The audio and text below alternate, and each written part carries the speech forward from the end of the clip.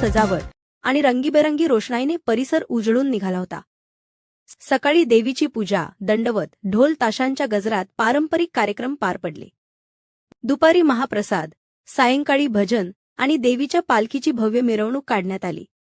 रात्री मात्र खरा रंगतदार कार्यक्रम झाला. सुप्रसिद्ध भारुड सम्राट हब रवींद्रजी काळे महाराज यांच्या विनोदी सोंगी भारुडाने संपूर्ण गाव दुमदुमून गेले.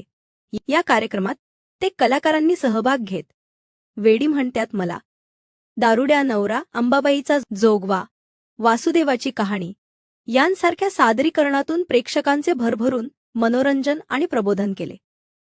ग्रामस्थ आणि भाविकांनी मोठ्या संख्येने उपस्थिती लावून कार्यक्रमाला उत्स्फूर्त प्रतिसाद दिला. विशेष म्हणजे महिला आणि ज्येष्ठ नागरिकांची उपस्थिती लक्षणीय होती. मात्र या पारंपरिक आणि सांस्कृतिक कार्यक्रमाकडे तरुणांनी पाठ फिरवली ही खेदाची बाब मानली जात आहे.